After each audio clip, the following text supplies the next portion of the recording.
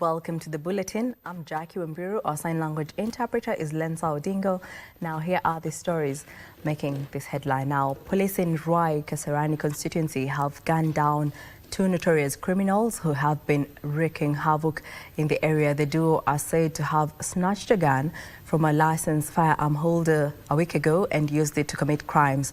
According to Ruai DCIO Henry Kenyo, who confirmed the incident, the two shot at the police on pursuit after receiving a tip-off from the public that they were planning to commit a robbery within Ruai. The police recovered the pistol, 13 rounds of ammunition and 2 phones. Kenyo urged members of the public to be vigilant and share information with the police on any suspicious characters. This as members of the public applauded the police for their swift response. A stolen firearm has been recovered, and we really wish to assure the members of public that we are going to ensure that we don't allow these bad boys to keep on disturbing the members of public. At least when we get information, we are able to recover such things, which when they are out there, they are very dangerous to the members of public. Yes, it was robbed off as he was going to his homestead. I believe it was reported at Kayole police station on 19th of January. Watu kama wakitoka pale kufanya mambo kama hayo wakitorokea hapa, tunaomba tu serikali iingililiange ndani na iwatafute na iwapeleke hatua mbele. Majamba zimeona wakitupata kwa namba yao wanaweza tumaliza. So na mimi Kenya pia naambia vijana ama youth kama sisi majamaa kula jasho yako. Several human rights organizations have staged a protest at the Kiambu Law Courts condemning what they describe as deliberate delays in the murder case of Christine McKenna Maina. The groups say repeated adjournments are denying the family justice and eroding public confidence in the judicial process. Christine was reported missing in early February 2023 and her body later found in her parents' home in Ruiru 3 days after she was last seen alive.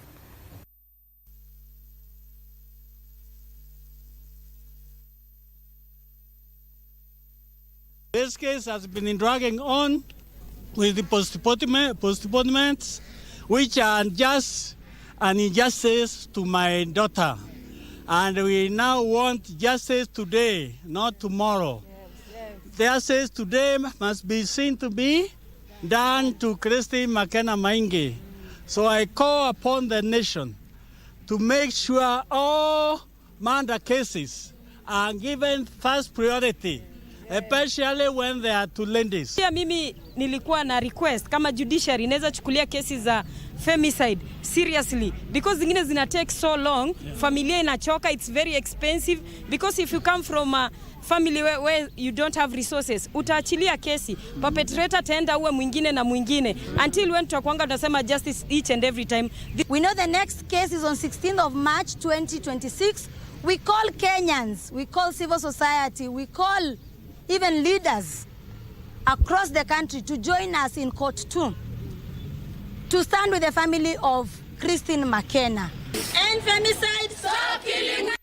Other news, Kenyans urged to sponsor vulnerable children in society achieve their education dreams. The call was made during the 15th anniversary of Sufficient Africa Foundation, which has supported needy learners from baby class to university. Speakers noted that while the government pushes for 100% transition of learners, many children in informal settlements still struggle to access meals and school fees. Have a school that we started in 2010. Where we have been enrolling kids, being able to feed them, being able to clothe them, being able to teach them. And we have excelled in these programs that we are doing. They are known for giving a chance for those most vulnerable in this community and also in other places of Kenya.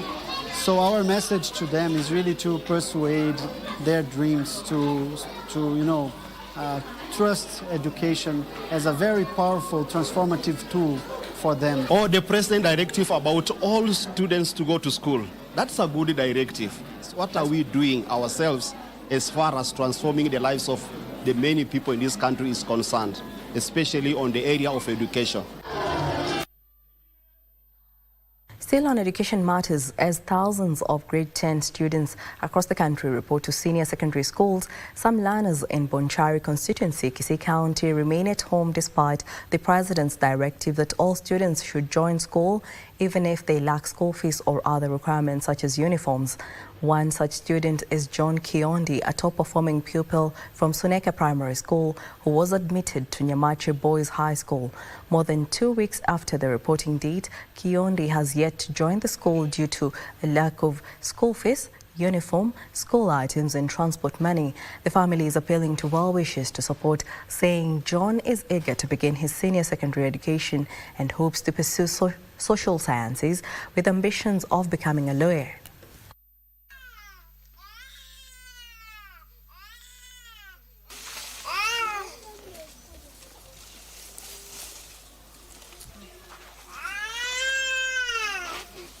Kwa wakati huu imekuwa ngumu kwa maana kuna mwingine na mkubwa wao alienda form 4 Igunga, na hiyo yote kuishi na gharama imekuwa ngumu kwangu kwa support. Sasa kwa huyu kijana hana chochote cha kwenda shule mpaka wakati huu. Hata nimejaribu kuuliza marafiki na nini, naona sitafaulu kumpeleka shuleni. Naomba kama ikiwezekana serikali yetu ya Mheshimiwa Ruto kama itaangalia watoto kama hao watoke nje, sije waache kuwa viongozi wa kesho. School fees ni 40,000 alafu tukicompare na ina box hizo viatu, uniform zote zina cost 30,000. Statistics has indicated that a growing number of Kenyan students are seeking higher education opportunities abroad to complement the local education system. Students interviewed at a higher education fair organized by Educare International Study Abroad experts in Nairobi said they prefer to study in the US, Canada and the UK and parts of Europe in hopes of securing better career opportunities after graduation.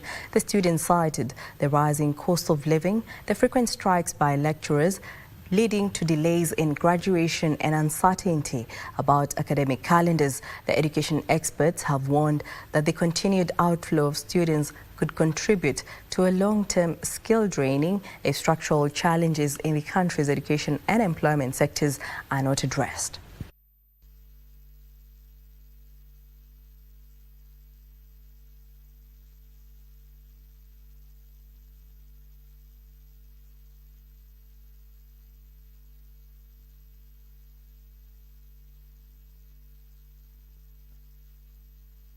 Where do they turn to? I believe if you have your students studying outside Kenya, there is a very good chance of getting absorbed in those job markets than here in Kenya. I'm thinking now I need to explore I need to deploy another strategy, see what will happen once they go outside their school and what will turn out of them. But most importantly, that quality and ability to get a job outside there is my reason why I am opting for my daughter to school outside Kenya. We're getting a lot of students today, especially students who have just finished their KCSE. They're coming in to inquire about the different programs being offered, the partial scholarships being offered by the universities. They're coming to check if the course is being offered, what it takes to study in Australia, what it takes to study in Canada. So when I study abroad, I really want to pursue data science because abroad is where I can have a master's in a small period of time, and it is very marketable. It is so fun. The Independent Electoral and Boundaries Commission, IEBC, now says that no new constituencies will be added or reduced ahead of the 2027 polls due to numerous bottlenecks within the electoral body. Speaking to the media on Tuesday, IEBC chairperson Erastus Ethekun cited strict constitutional timelines, unresolved census data disputes and the need to avoid straining election preparedness as the hindrance to the boundary delimitation. The IEBC boss said the commission will instead adopt a phased boundary review, warning that attempting a comprehensive exercise now now would undermine the integrity of the electoral calendar. He revealed that the Commission is unable to rely on the 2019 census data for population figures, as the data is currently subject to court proceedings. He regretted that though boundaries delimitation remains a constitutional mandate, he however acknowledged that the Commission has exceeded the required review timelines of between 8 and 12 years. Enormous interests by politicians and citizens in the delimitation of boundaries, with the legitimate expectation that the number of constituencies will be increased.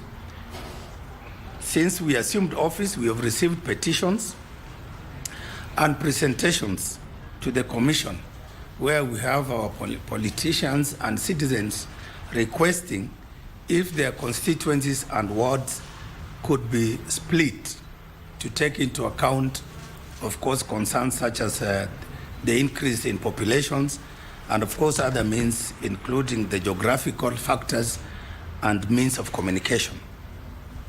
While we take note of these demands and legitimate expectations from Kenyans, we, however, wish to inform the public and Kenyans in general that the Constitution under Article 89(1) places a cap on the number of constituencies. Currently, Kenya has 290 constituencies, and that number, the Commission, even if we were to conclude this boundary review ahead of the 2027 general election, and I say if, we cannot increase these constituencies beyond the 290. Neither can we reduce them to below 290, because it's the Constitution that capped them, that placed them at 290, nothing more, nothing less. And in the political arena, former Nairobi Governor Mike Sonko's National Economic Development Party has kicked off grassroots mobilization drive across the country on a popularization campaign ahead of the 2027 general polls. In Kajiado County, the party engaged residents on the rising cost of living and youth unemployment, among other issues. This and more stories in our political roundup. Formed National Economic Development Party, associated with former Nairobi Governor Mike Sonko, has begun a popularization campaign in the grassroots ahead of various by-elections and the 2027 general polls. Wananchi wamekuwa wakilalamika. Ni ukweli saa hizi ukiangalia economy haiko mzuri. Barabara, maendeleo, especially hapa Kitengela. Sisi tunaumia maneno ya barabara. Maneno ya maji fresh hatuna. Hospitali juzi kuna mama pale ambapo aliweza kukua na maafa pale, ingawa yeye aliweza kuponea, lakini mtoto ambaye alikufia kwa tumbo. Tuko na mashida mingi sana hapa Kitengela. The party making the latest stops in Kitengela, Kajiado County on a Meet the People tour to popularize its agenda. This Kajiado, we are a cosmopolitan county, and we feel that if we hit the ground of Kajiado, we talk to Kenya. We hit the ground of Kajiado, we hit the pulse of Kenya. Also, Ndhiwa Member of Parliament Martin Owino has urged ODM party to clean its house, empower its members, and present a united front before embarking on a mass mobilization. In this struggle for liberation after liberation, you cannot ignore James Orengo. You cannot ignore Anyang' Nyong'o. You cannot ignore this heavyweight that has fought so hard from the beginning of this liberation and leave them aside thinking you are going anywhere. We don't want two parallel teams. He further appealed to the party leaders to allow party leader Wambiru Odinga adequate time to assemble a team he trusts to drive the ODM agenda. The engine of ODM is the SG, Secretary General. So Funa must be on the table.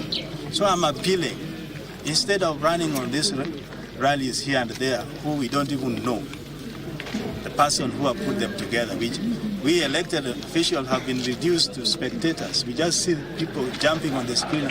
Let's forget about that. Let's make our house in order. Give us Maana, Lunchtime News.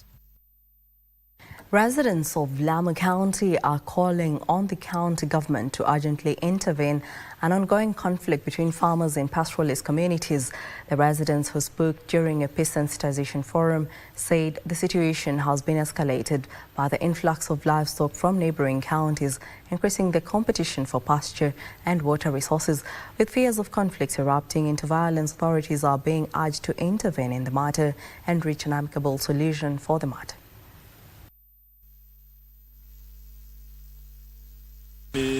Lamu East tumeatia those organization hapa nyingi inaletwa na hii masuala ya ukame. Kwa hiyo inatukosesha kwamba hata hali ya usalama inakuwa na utata, kwa sababu saa nyingine utakuta mkulima mfugaji anaingiza gombe shamba, mkulima anapiga gombe, anaweza kukatakata. Kama kuna kesi ya sahihi gombe imewekewa sumu, imekufa. Binadamu wanaongezeka na mifugo pia inaongezeka na ardhi ni ile ile tu. Hatuwezi kuwakataza, ni wenzetu, ni nchi ni moja. Kwa hiyo tuwakaribishe na pia tuwaonyeshe zile maeneo ambayo wanastahili wanaweza kupata malisho na maji. Mtu ameweka kibarua, amekopa pesa kwa bank, amerima, unakuta hiyo ng'ombe zinakuja zinakula hiyo mmea yote. Sasa mkulima anasikia uchungu, ndio naona vita inatokea.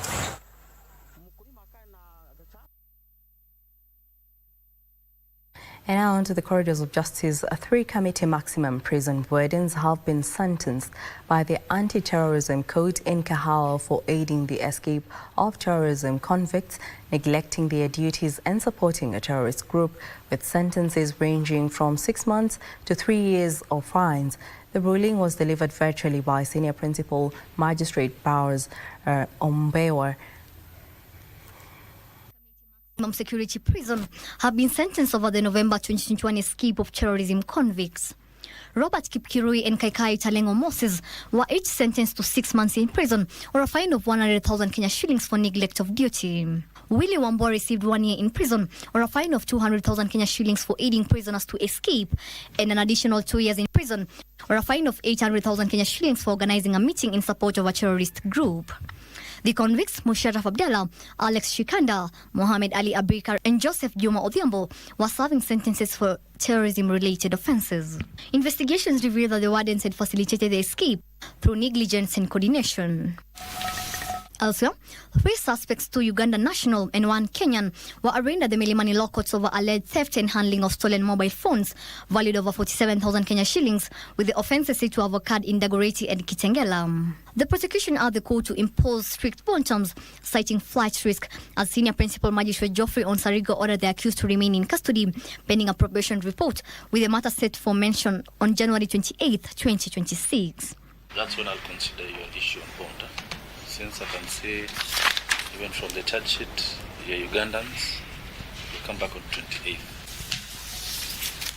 Finally, Kevin Kamau Kiara was today arraigned before the court and pleaded not guilty to 13 charges of fraud and money laundering after the prosecution alleged that between September 2023 and June 2024, he obtained more than 3.8 million Kenya shillings from Gloria Mwende Richard by falsely claiming he could import items including a Toyota Harrier, a dental chair and a fridge. The state told the court that the accused allegedly laundered the funds through his DTB bank account and asked the court to impose strict bond terms due to the seriousness of the charges. The court released him on a bond of 3 million Kenya shillings with 1 surety of a similar amount, on an alternative cash bill of 1 million Kenya shillings with 1 contact person. The case is set for mention on February 9th, 2026. This is hereby granted bond of Kenya shillings 3 million plus 1 surety of a similar amount, alternative cash bill of Kenya shillings 1 million plus 2 contact persons. The matter will be mentioned on 9th of February. Environment experts are warning of an increase of Lake Nakuru from its initial size of 43 to 82 square kilometers expected to unravel within the next 4 years. This has been attributed to destruction of ecosystem around the area, leading to flooding, among other factors. This, as conservationists and bird watchers, has launched a bird census exercise around Lake Olbolosat in Nyandarua County. With the country experiencing rise in water levels of lakes, environment experts led by Jackson Raini, Executive Director of Flamingo Lakes Conservation Network, says that the water level will continue rising and causing more havoc unless urgent mechanisms are put in place. Basi ikaadhirika hivyo, tabu ikaniingia nyingi kwa sababu sikuwa na namna. Pahali nilikuwa nikipata chakula ni shamba, nilikuwa nikilima kwa shamba, na hiyo shamba sasa mimi nimehama. Sasa hatukuelewa, maana tungeambiwa tusijenge, hatungejenga, hata ningenunua mahali pengine, lakini hatukuambiwa, hatukuwa informed na serikali ati maji yanaweza fika. Where the lake has been rising, it may be prudent for the government of Kenya to compulsorily acquire those parcels in the neighborhood that are now harboring, that are now hosting the extension of Lake Nakuru National Park, so that the people who used to stay there may be relocated elsewhere after they've been paid compensation. With Lake Nakuru currently expected to double its initial size from 43 to 82 square kilometers in the next 4 years, the experts are attributing it to decrease of the forest cover around the ecosystem that was initially 40%, covering over 40,000 square kilometers, down to a mere 7%, an equivalent of 1,800 square kilometers. For us to restore the forest area to 40%, yenye ilikuwa up to very recent 2001, we must plant 200 square kilometers of forest. The cleared catchment area, they say, played a critical role in preventing flooding of the lake by acting as a natural and a biological infrastructure that managed water flow. Ile maji yenye inakuja through flash floods ina liquid basin, ina outlet. Ile mambo yote, takataka yote inakuja kutoka the urban areas, solid waste, all the sediment and soil from the catchment area inakuja pale, ina reduce the storage capacity. Elsewhere, conservationists and bird watchers have launched a bird census exercise around Lake Olbolosat in Nyandarua County. They say the exercise aims to track population sizes, biodiversity and habitat health, supporting conservation efforts for threatened species. Kama kuna mahali ambapo panaharibika, kupitia ndege unaweza jua. Kama uhifadhi unaendelea vizuri, kupitia wale ndege ambao utahesabu kwa sehemu loevu, unaweza jua. Inasaidia kuweza kujua wale wanyama wanapatikana katika Lake Olbolosat. Wakati tunaiuza, tunajua tunauza nini, tunajua tunini watu wageni watakuja kuona katika hii eneo. The 14 teams are conducting the counts through careful observation and identification of water birds in their natural habitats around the ecosystem. The government of Kenya is stepping up grassroots efforts to eliminate female genital mutilation by reviving traditional bonfire community dialogues aimed at educating families and protecting girls from the harmful practice. Speaking during a community engagement forum in Wambiru County, Anti-Female Genital Mutilation Board Chief Executive Officer Bernadette Resiamilo Loju emphasized the critical role of survivor mothers in safeguarding the next generation. A survivor of FGM said empowering women at the household level is key to ending the practice. The initiative forms part of the My Dear Daughter campaign launched in November 2025 through the Ministry of Gender, Culture and Children's Services, aimed at mobilizing communities to abandon FGM through culturally relevant approaches. And so today here in Wambiru County, we are having a bonfire where we are going back to tradition, where we sit around a bonfire just to discuss issues affecting women, including FGM. The government of Kenya cannot have a police officer in every doorstep, but we can have our mothers who are survivors of FGM become the police officers in their own households by taking the bull by its horns and really protecting their daughters from the cat. In other news, Moya residents living on the disputed 44,000-acre settlement scheme have accused of the Ngome Council of Elders of sabotaging government-led alternative dispute resolution talks aimed at ending the long-standing land dispute. Residents are now calling for transparency and the resumption of the ADR talks to bring lasting resolution to the dispute. Speaking during a public baraza in Bundoni, Makima residents say the ADR process had been agreed upon by all stakeholders before the Ngome Council walked out of a key meeting on January 23rd led by a government-appointed mediator. Makima Ward MCA Philip Nzage said the withdrawal was a sign of bad faith and an attempt to derail efforts to establish the truth behind land subdivision and allocation. He alleged that some political leaders were hiding behind the council to protect personal interests, leaving genuine occupants uncertain about their future. Zigzags of here and there. We are tired as a people. I am speaking as a resident of this area. And we shall never allow anybody to intimidate us any further from today. Lakini ijulikane ya kwamba sisi hatuna mahali pa kuenda. Bwana ACC, sisi ni watoto wako. Na tuko hapa, tunaishi kwa amani, tumechanganyikana kila ukoo. Maana ni cosmopolitan area. Kama watu wa Mwea, msimamo wetu ni moja. Hakuna mtu ataondoka pale. Hiyo ndio msimamo wetu. Na tuna hakika serikali yetu tukufu haitaruhusu damu imwage.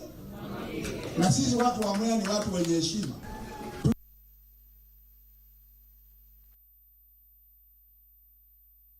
Diani residents in Kilifi County claiming ownership of land in Block 10 are demanding the immediate implementation of a 2019 court order that cancelled 560 land titles allegedly acquired illegally.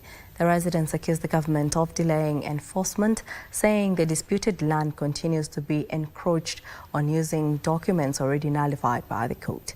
The residents say illegal developments are ongoing, alleging that some police officers have been used to supervise the construction, raising concerns over abuse of authority. They're now calling for urgent action to enforce the court ruling and restore the land to its rightful owners.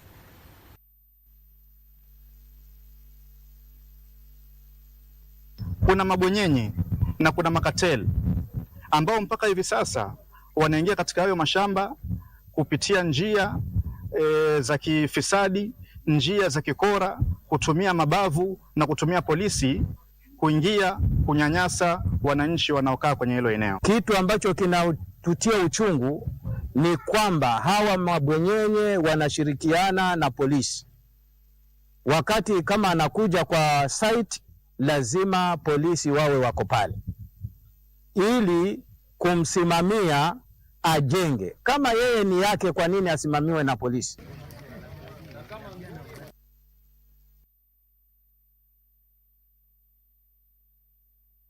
Graders and rollers are on the ground across Machaka's 40 wards following the launch of a modern fleet of road construction equipment and a program aimed at improving rural connectivity and boosting local economies.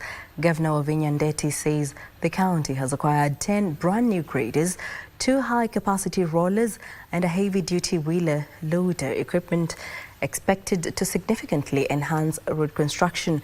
County Executive Committee member for Roads and Transport, Nathaniel Nganga, says the county has already graded more than 3,100 kilometers of roads, maintained 140 kilometers of bitumen roads, and improved drainage, marming, and graveling to ensure all-weather access. With the new equipment, we are now able to expand our capacity, ensuring more roads are motorable all year round. We have already partnered with the Kenya Roads Board, receiving crucial funds to upgrade 23 new roads across the county. Barabara naweza sema ilikuwa kwa hali potofu, hakukuwa kunapitika vizuri, lakini angalau sasa barabara imekuwa sambamba sasa. Tumekuwa na changamoto mingi. Sisi ni wakulima, tukipanda vitu zetu. Changamoto yenye tuko nayo ilikuwa ya barabara. Bidhaa zetu zitabebwa vizuri.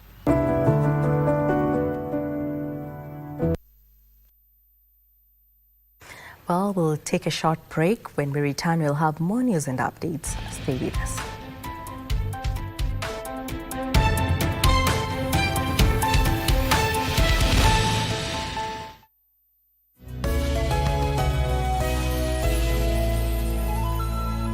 Looking to advertise on KBC? KBC announcement services are now available on eCitizen. Visit kbc.ecitizen.go.ke and fill out the online application form. It's simple. 1. Complete the form. 2. Upload required documents. 3. Receive a quotation based on word count. And 4. Get notified via SMS when your announcement is ready. Please note, clearly indicate the type of announcement, service station, and all relevant details. 2. All applications must be made online only. Manual submissions will not be accepted. And 3. Announcements will air after news bulletins. For assistance, reach us on email ecitizen@kbc.co.ke or use our social media handles, Facebook, your Facebook account, and X at your X account. Or you can call us on 0723 892 654 or 0734 780 124. KBC announcements. Simple, fast, and digital. Got the fear of missing out? Want to keep up with all the latest entertainment news and latest celebrity gossip? From the latest rumors to popping events to the newest fashion trends, here is where you get all the tea or juice when it comes to entertainment, and you get it served on time. All that and so much more on Grapevine every single Monday only on KBC Channel 1. Remember, if you did not see it on Grapevine, then it most probably never happened.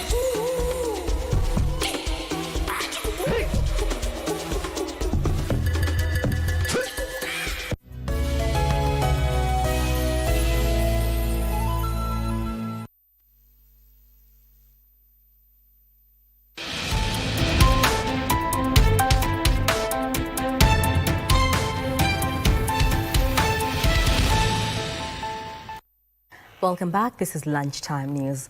A public health officer in Kilifi County has spearheaded the collection of 2.2 tons of used nappies in a bid to raise awareness among the community about the importance of proper disposal of nappies. Kevin Anunga, who initiated the collection exercise 72 hours ago, is appealing to national and county government to purchase a special incinerator for the disposal of diapers, provided communities are allocated as a designated space for disposing of soiled diapers. He raised the alarm on the risk of disease outbreaks among communities without the requisite knowledge of disposal, urging manufacturing companies to provide strict guidelines on how to dispose them after use. Kama cholera, kuharisha, typhoid, halafu na kuchafua mazingira yetu, maji, ocean zetu zote zinachafuka, na pia ikichomwa ile gesi yenye inatoka inaenda kwa mazingira, na huko juu na cause ile global warming, tunakuwa na ule ujoto inakuwa mwingi. So mimi ningependa ili idea ya extended producer responsibility iweze kukaliwa chini, sa policy ikaliwe chini, iweze kushughulikiwa, ndio wale maproducer wa hizi diapers waweze kuwekwa mikutano, waeleze kwamba after manufacturing your diapers you're supposed to go back to the ground, ili mtume scouts ama mtume watu kwa field kuweza kujua, je, diaper yao imetumika, je, imekuwa disposed wapi, na ni mbinu gani ambayo hii kampuni inaweza tumia ili kuweza kukab hii situation ya diaper kwa consumer. Residents of Karamu in Kuria West Sub-County have raised concerns over the failure by the Migori County government to operationalize the Karamu abattoir 5 years after its completion. The residents have questioned why the county government has remained silent on the project, which was intended to create employment opportunities and boost trade in the region. They also alleged poor sanitation at the facility, calling on the county government to complete the construction of a borehole within the slaughterhouse to ensure an adequate water supply for operations. Efforts to obtain a response from the Migori County government on the matter were unsuccessful by the time of publication.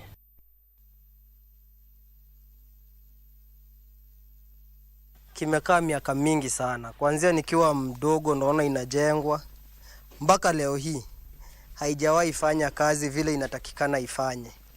Kwa hivyo tunaomba serikali ya county government iangalie hiki kichinjio. Ng'ombe zinachinjwa hapa ni ng'ombe 2, ng'ombe 3. na tunajiita kwamba ni slaughter ya county. Kuna vichinjio vidogo vidogo ambavyo vinafanya kazi hapa ambavyo hata vina leseni. Still on matters education, Mandera County Government has initiated a school feeding program targeting more than 250,000 early childhood development education learners in a bid to retain them in school amid the ongoing drought. The program reflects the county's commitment in improving the well-being and education of young learners, especially at a time when Mandera continues to face the effects of prolonged drought and food insecurity. Mandera Governor Mohammed Khalif said the feeding program is a long-term investment in human capital development, ensuring that every child in Mandera County, regardless of their background, has an equal opportunity to learn, grow and succeed.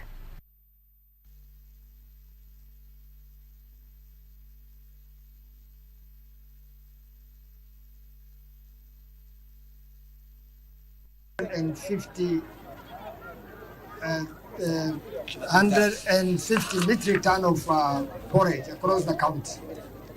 And I want to take this opportunity to thank the national government, that is the Ministry of Education, for their timely disbursement of capitation across all the primary and secondary schools. It actually came the right time. Because of the drought, the challenges are enormous. We really appreciate that. Because this is a drought time, children must get food. So our governor, also the national government food is there. School feeding program, rice and beans are full in the store across the county. I assure you that. So I request the head teachers that food must be cooked every day.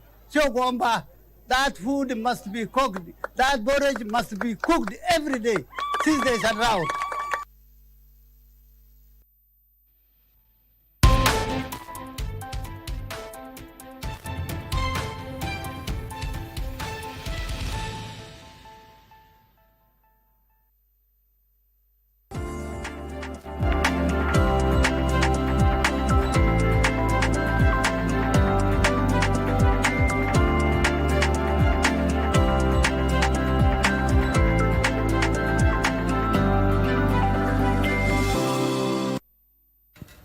And now in the business world, Mining Principal Secretary Harry Kimtai has waded into the Shanta gold mining project in Ikolomani, Kakamega County, asserting that while land ownership will be respected, the gold beneath it constitutionally belongs to all the people of Kenya. Here is Sylvia Gatti with the details. The debate on land rights about natural resources has been raging since the discovery of gold deposits in Ikolomani, Kakamega County, which has prompted Mining Principal Secretary Harry Kimtai to weigh in. We follow the due process of obtaining the consent in accordance to the ownership of land. All right, so there is no day. But now when you unreasonably, and this word, unreasonably withheld, then you have denied the government the rights to its minerals. As the government maintains the minerals belongs to all the people of Kenya and must be exploited for national development, residents of Ikolomani, where gold was discovered, are urging authorities to strengthen safeguards to ensure mining activities do not disrupt livelihoods. He is assuring residents that the county government will closely oversee benefit-sharing initiatives, including construction of public facilities such as schools, roads and hospitals. We follow the due process of obtaining the consent in accordance to the ownership of land. All right, so there is no day. But now when you unreasonably, and this word, unreasonably withheld, then you have denied the government the rights to its minerals, because the definition of the minerals is that it belongs to the people of Kenya. Ikolomani residents are calling for a clear demarcation of mining land to prevent conflict, particularly among artisanal miners. Sylvia Gatti for Lunchtime News. Kenya's demand for high-quality residential apartments continues to face a significant supply gap, even as contractors race to meet demand. Superior Homes Managing Director Ian Henderson says homeowners are no longer just scrutinizing homes but their surroundings, prompting developers to raise standards on both quality and location to keep up with shifting market demands. Has evolved a lot in our 20 years of trading history. You know, 20 years ago, the Kenyan market wasn't so sophisticated as it is now. Now buyers are really looking at what they're getting for their money, and they're not only looking at the houses, they're looking at what's round about the houses. You know, they're more demanding in terms of quality, and they're more demanding in terms of location. So as developers, we've got to keep our eye on the ball and continue to deliver an improved product to keep up with that market demand. The Ministry of Investments, Trade and Industry has initiated sweeping reforms aimed at strengthening Kenya's national accreditation system through proposed legal and regulatory instruments. Director of Industry Stanley Koske Sawe says the changes would strengthen the legal and institutional framework for accreditation, clarify governance and operational processes, establish a transparent fee structure, and promote mutual recognition to ease cross-border market access.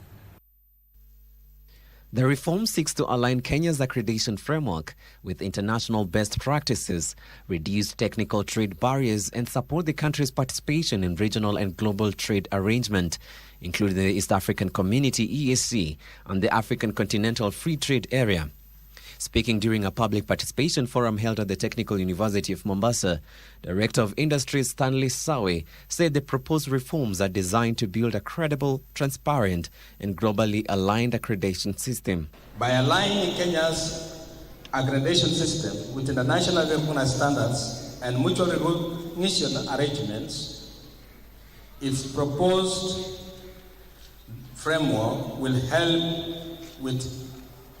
ensure that test results, inspection reports, and certifications issued in Kenya are accepted across the region and beyond. According to the Kenya Accreditation Service, Kenya's manager in charge of inspection and verification, Abraham Wekese, the general regulation introduced clearer operational procedures, including mechanism to ensure the competence of trainers and enhanced collaboration between Kenya's and sector regulators. We produce from our accredited laboratories inspection bodies will enable us access markets out there. We are exporting a lot of products. We export tea here. We have inspection bodies at Mombasa, testing laboratories here in Mombasa, who test those products. So when the tea goes to, example, Pakistan, they will check the report that is accompanying the tea. The reforms also introduce enforcement measures, including fines for non-compliance and a minimum levy to support implementation and long-term sustainability. Kenya's Manager for Legal Services and Cooperation, Secretary Walter Nyamwaya, said the amendments address gaps encountered since the enactment of the 2019 Act, particularly the lack of adequate sanctions for non-compliance by conformity assessment bodies. Jurisdictions where we aim to be is that accreditation is mandatory through regulators in the space of health, safety and environment, which then we need to achieve. We cannot get to that level if we do not have a means to develop schemes and develop the competence of the accreditation body to accredit and assess and accredit in those schemes countrywide. So the fund or the levy is a fund that we prospect that will help us achieve that level of development. There is need for logistic companies to adapt to changing trade patterns, rising customer expectations and demand for reliable high-quality services. Africa Global Logistics Kenya Country Managing Director Martin Mwangi believes use of newer prime movers is key in enhancing payload capacity, improve fuel efficiency and reduce downtime. And this is going to reinforce again our ability to serve both what you can call day-to-day, simple, but in addition, even complex logistics. We increase our ability to deliver tailored end-to-end solutions that meet and go beyond customer expectations. That the 32 trucks that we unveiled today, the intention is to run them on biodiesel. So here goes a further step in growth and in driving sustainable logistics. These prime movers are easy to service, easy to drive, and because of our huge network, we have got parts readily available and strong technical support available all over the country. So we have an ambition to increase our footprint, to increase the range and depth of services we offer to our clients. And one of the pieces that was missing from our business was an ability to offer a high-class, compliant and sustainable distribution service around Nairobi. Signs of economic life are returning to parts of Khartoum, Sudan's capital, months after the Sudanese armed forces retook the city from the paramilitary rapid support forces in central Khartoum and neighboring Omdurman. Traders have reopened shops with customers slowly returning. Here are the details of this and other stories making headlines across the borders. Offered some hope that the heavy fighting, once gripping the capital and forcing millions to flee, was a thing of the past. Others say the revival of trade has brought a sense of normalcy, but economists warn that these improvements come amid massive losses and many businesses need significant support to get back on their feet. Analysts say while markets and some services are returning, the weakened currency, damaged infrastructure and disruption to the banking system continue to weigh heavily on Sudan's border economic recovery. Fierce fighting continues across many other parts of Sudan. Meanwhile, the European Commission has opened a new formal investigation into social media platform X under the Digital Services Act and brought in an ongoing probe to scrutinize the platform's compliance with EU rules governing recommender system risk management. The Commission say the new case will examine whether X properly assessed and mitigated risk associated with deployment of Grok's functionalities in the EU, including risks linked to the spread of illegal content such as manipulated sexually explicit images. X Grok AI tool has come under mounting criticism following reports that it was used to generate allegedly illegal sexual content. Finally, Russia will continue its talks with the United States and Ukraine next week, but no exact date is set yet. A spokesperson noted that amicable relations during the Ukraine negotiations are hardly feasible, but efforts have been made to secure tangible outcomes from the talks. He says in expert-level talks, all parties must act constructively toward one another to seek progress, adding that it will be a mistake to expect significant progress from the first trilateral consultations in the Ukraine settlement, as serious work lies ahead. Ukrainian President Vladimir Zelensky says the next trilateral meeting between delegates from Ukraine, the United States and Russia could take place on February 1st.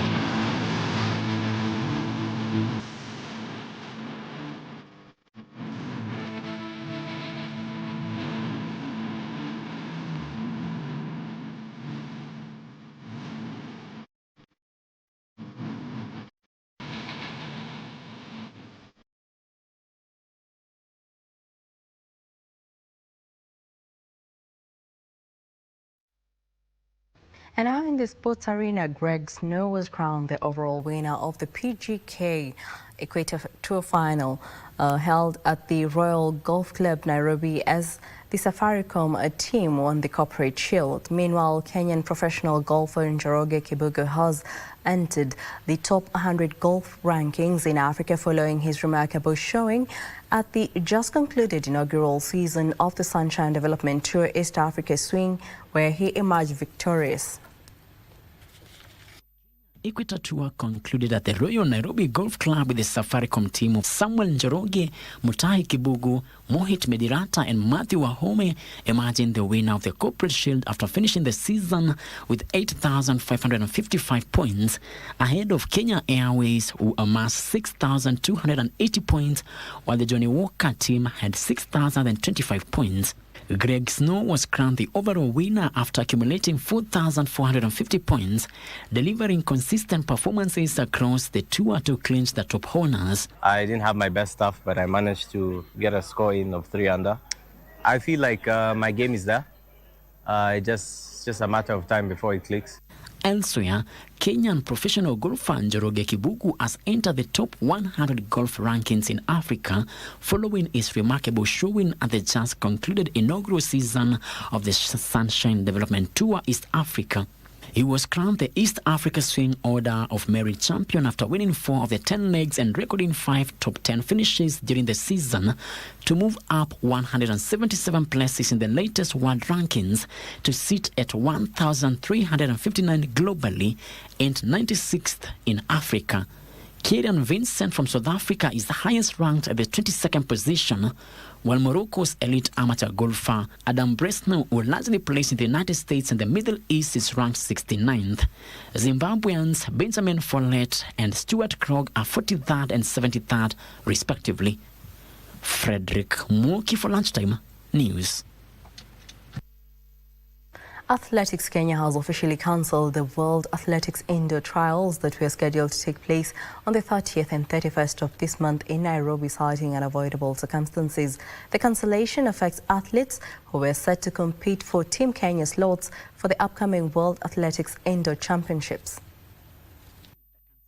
The Trials Athletics Kenya has said that the national team to the World Athletics Indoor Championship set for March 20th to 22nd in Poland will now be selected through a time-based and merit-based process. According to the Federation, athlete selection will be conducted after the official World Athletics qualification window closes on the 8th of March. Performances recorded during the qualification period will be closely monitored to determine the final team. Team Kenya selection will be limited to the 60 meters for men, 60 meters hurdles for women, the 400 meters, 800 meters, 1500 meters, and 3000 meters men and women races. Adding, I think, just no. Athletics Kenya has advised athletes to continue training and participating in upcoming competitions listed on the Federation's calendar, noting that performances in these events will play a key role in the final selection process. Frederick Mwoki for Lunchtime News. Thena Barry continued his recent goal-scoring form as he rescued a point for Everton in a tough Premier League match against Leeds United with a 76th minute goal that ensured a 1-1 draw at the Hill Dickinson Stadium. In other matches, Girona were also held to a 1-1 draw by Getafe in the La Liga as Hellas Verona slumped to a 3-1 defeat at home to Udinese in the Italian Serie A. Elsewhere in Spanish La Liga, Girona's 1-1 draw against Getafe saw them move to 10th position with 25 points. Getafe's poor run of form also saw them drop to 17th position with 22 points, with a scare of falling in the relegation zone.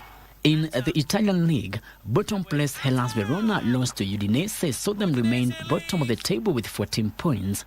Udinese emphatic win saw them move to 10th position with 29 points. Here goes Zamora straight into the wall, but still there. Now Zanoli! His first for the club! The Australian Open schedule has been changed once again in 4 days because of extreme heat, with today's temperatures expected to reach 42 degrees Celsius in Melbourne. The start of the wheelchair events featuring British defending champions Alfie Herbert, Gordon Reid and Andy Lapthorne have been postponed until Wednesday, while play on the outside courts where the junior matches are taking place have also been rescheduled. The 4 singles quarterfinals featuring world number one Carlos Alcaraz and Arena Sabalenka in various double matches were moved to Rod Lava Arena and Margaret Court Arena, which have retractable roofs and air conditioning systems to allow play to continue in cooler conditions. Sabalenka went ahead to win her match against Eva Jovic 6-3, 6-0 to progress to the semi-finals, as the men's number 3 Alexander Zverev also booked a last 4 berth in the singles after overcoming American Lana Tien in 4 sets. To the crowd here coming off the court, they'll obviously be trying to figure out what they can do.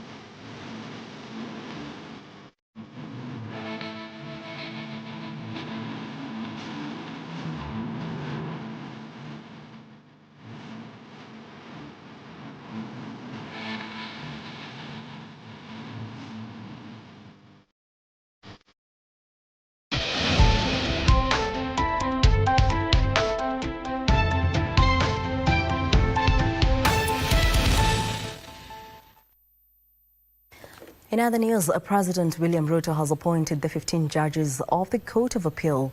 In a Gazette notice issued on Tuesday, the President appointed Hedwig Mbosa Ongudi, Matthew Ndumanderi, Lynette Mumandolo, Enoch Chachamwita, and Lusime Hakin Jaguna. Others are Samson Ithiamo Okongo, Rachel Chepkoech Ngetich, Joseph Kipchumba Kigen Katwa, and Stephen Anderson Radido. Also in the list are Brown Murungi, Ahmed Isaac Hassan, Paul Lillan, Munyao Sila, Johnson Okoth Okello, and Byram Ongaya. The appointment has followed their recommendation by the Judicial Service Commission. Well, that brings us to the end of our bulletin this afternoon. Thank you for watching. My name is Jackie Wambiru. Sign language interpreter is Len Saudingo. Enjoy the rest of the afternoon.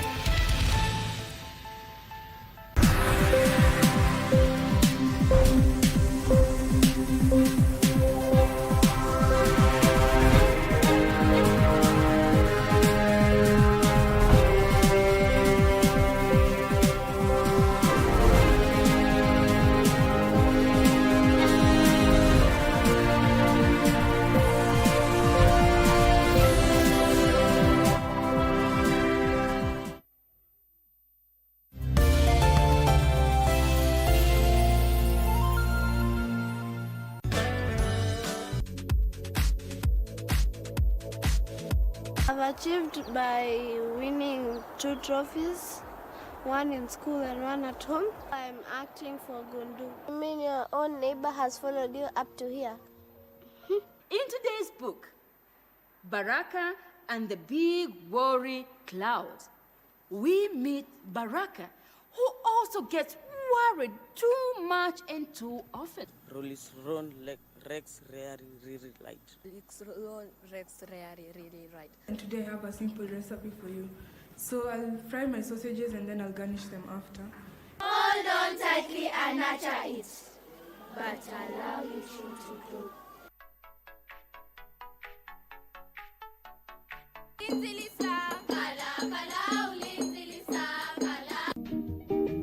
Nasema wewe ni manzi.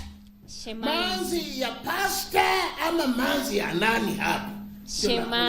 Shemanzi, Asha kanisani. Wewe ni muamini wa hiyo kanisa? Hapana. Very nice. Hiyo ni ya kwanza, maka watu walimheshimiwa. Nimekwambia uulize maswali. Nikieleza hii mahakama, mimi hiyo pesa nilikuja nikachukua nikatoa, nikawa kiondoa ilikuwa imejaa. Nikatoa nikaweka kwa mfuko ndio sisimwakike. Nitakuwa naeleza mahakama around. Sheria ya kanisa pale pakijaa anaruhusiwa kuchukua pesa yote.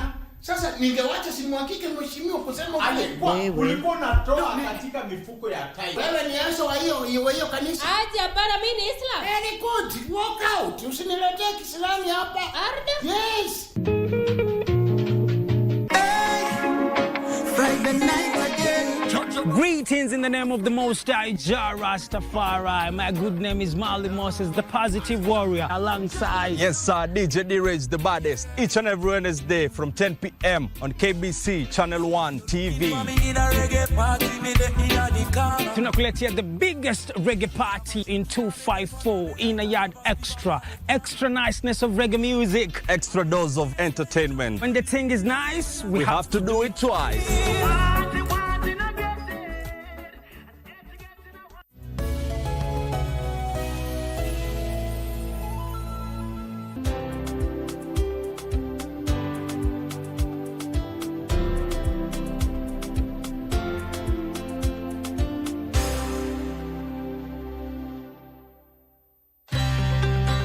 Want to enjoy free-to-air digital TV with crystal clear quality? Here's how to get started with Signet. Step 1. If you have a smart TV, you're good to go. Next, connect the aerial to your TV. Now, do an auto search on your TV. Just follow the prompts on the screen.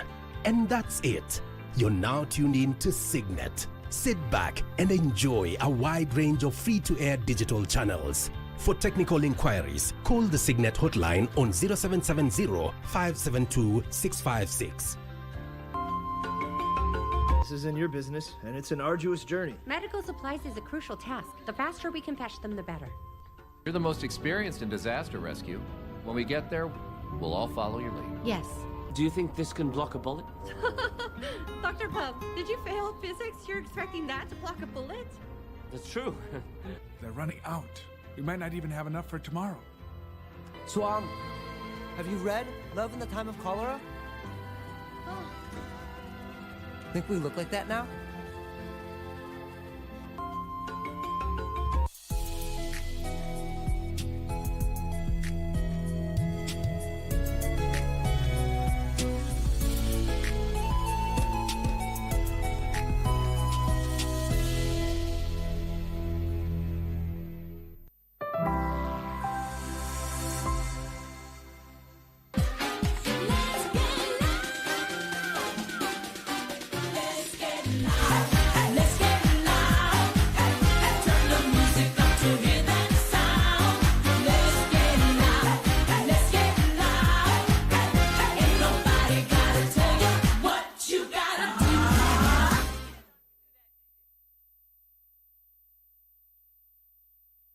It is that time of the week where we get to let you know everything that has been happening, matters entertainment. How are you? Well, go on. Welcome to the biggest, the baddest, the baddest. The baddest. The baddest entertainment show. And you already know, Miss Viv, in the last week of this month, Yeah. January finally is coming to an end. Do you feel like this January has January the way January is? Imekuwa noma. Mimi hata nimeshindwa kama ni mwezi ama hii imekuwa ni mwaka.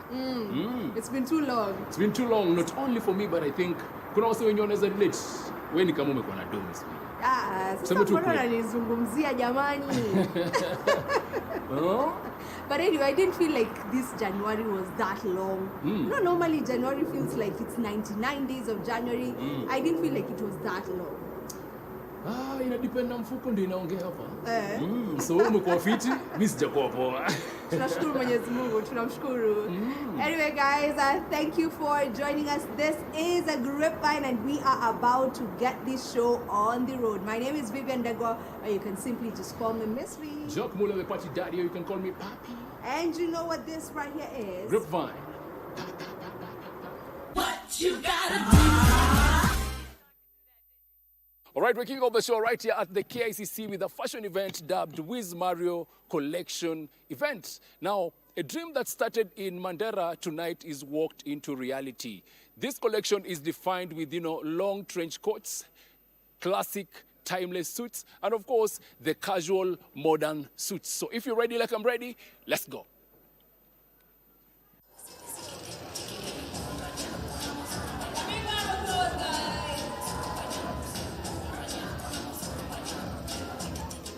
We attended the launch of the Wiz Mario collection at the iconic KICC, and from the very first moment, it was clear this was not just a fashion show, but a statement.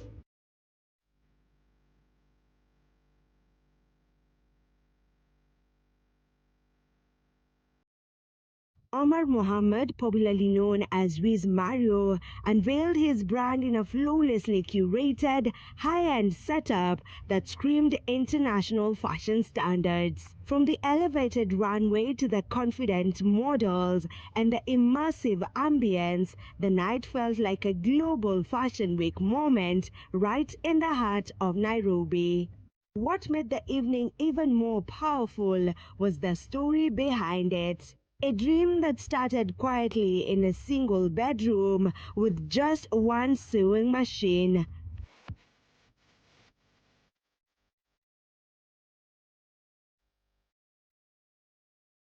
The dream was finally brought to life before hundreds of fashion enthusiasts, family and friends, an inspiring reminder that greatness often begins in silence.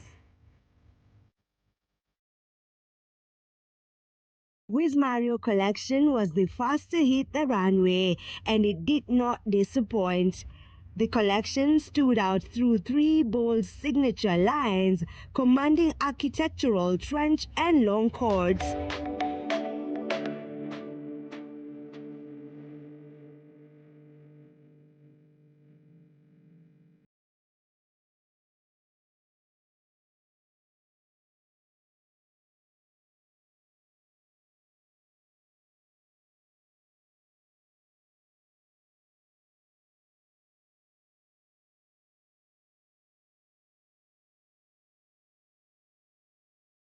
Modern and socially expressive casual fits, and timeless structured classic suits. From male to female pieces, each model stepped onto the runway not just to showcase fashion, but to project power, confidence, and self-belief. The event also celebrated cultural exchange featuring Bloodford from Uganda, founded by four biological brothers, and Delight Technical College, empowering young designers through creativity and skill.